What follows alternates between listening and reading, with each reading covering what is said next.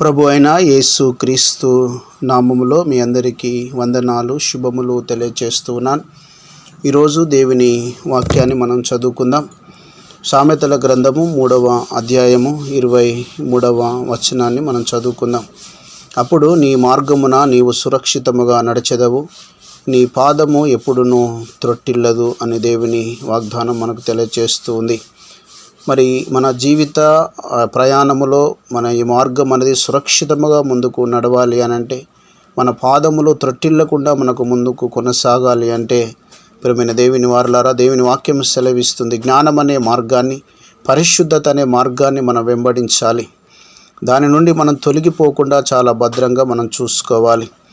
పగటిపూట రాజమార్గము గుండా ప్రయాణం చేసే వారికి కాపుదల ఏ విధంగా ఉంటుందో, ప్రతి ఒక్కరికి వారి జీవితంలో దేవుని పిలుపు అనే రాజమార్గము ఉంటూ ఉంది. దైవ భయముతో, దేవుని యందు భక్తి శ్రద్ధలతో దానిలో మనం కొనసాగేటప్పుడు సమస్త కీడు నుండి, దుష్టత్వము నుండి ఆయన మనలను కాపాడుతాడు. రాజమార్గము లాంటి దేవుని పిలుపులో మనం సకల భోగాలు కలిగి ప్రయాణం చేయలేకపోవచ్చు, కానీ సురక్షితంగా మాత్రం మనం ప్రయాణం చేస్తాం. ఒక పరుగు పందెముల లాంటి పోటీదారుల వల్ల మనము పరిగెత్తగలేకపోవచ్చు, కానీ మంచి మనుషుల్లా నడుస్తూ వెళతాం. మన బలహీన పాదాలు మనల్ని త్రొట్టిల్లింప చేస్తాయి. కాబట్టి అలా త్రొట్టిల్లింప చేసినప్పుడు మన మనస్తత్వాన్ని మనం జయించేటట్లుగా మరింత నైతిక బలాన్ని మనం పొందుకోవాలంటే మనము ప్రభువు దగ్గర ప్రాధేయపడి మనం అడుగుదాం. దారిలో బండరాయి చూసుకోలేకుండా మనము దాన్ని తన్నుకుంటూ పోతాం.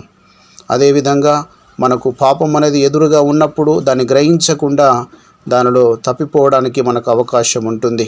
కాబట్టి దాన్ని మనం జయించాలి అంటే, పాపములో పడిపోకుండా ఉండాలి అంటే, మరి అట్లాంటి సామర్థ్యం కావాలంటే దేవుని యొక్క కృప మనకు అవసరం. అది దేవుని దగ్గర మనం అడిగి పొందుకుందాం.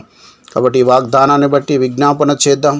తాను ఎన్నుకున్న వారిని ఎత్తుపట్టుకొని ప్రభువులో ముందుకు నడిపిస్తాడు. అటు విశ్వాసముతో మనం ముందుకు సాగాలి. మన సొంత నిర్లక్ష్యమే మన ప్రథమ శత్రువు. అయితే మెలకువగా ఉండి ప్రార్థించుడి అని ప్రభు ఆజ్ఞ మనకు సెలవిస్తుంది. మెలకువగా ఉండి మనం ప్రార్థిస్తే త్రొట్టిల్లకుండా దేవుడు కాపాడుతూ తన కృపను మనకు అనుగ్రహిస్తాడు. అందుకే దేవుని వాక్యము సెలవిస్తుంది, నా కుమారుడా, నీవు నా మాటను అంగీకరించి నా ఆజ్ఞను నీ యొద్ద దాచుకొని ఎడల, జ్ఞానమునకు చెవియొగ్గి హృదయపూర్వకంగా వివేచన అభ్యసించిన ఎడల, తెలివికై మొరపెట్టిన ఎడల, వివేచనకై మనవి చేసిన ఎడల, వెండిని వెతికినట్లు దానిని వెతికిన ఎడల, దాచబడిన ధనము వెతికినట్లు దానిని వెతికిన ఎడల, యెహోవా యందు భయభక్తులు కలిగి ఉండుట ఎట్టిదో నువ్వు గ్రహించదవు. దేవుని గూర్చిన విజ్ఞానము నీకు లభించును. యెహోవాయే జ్ఞానమిచ్చువాడు, తెలివియు వివేచన ఆయన నోటి నుండి వచ్చును. ఆయన యథార్థవంతులను వర్ధిల్లింపచేయును.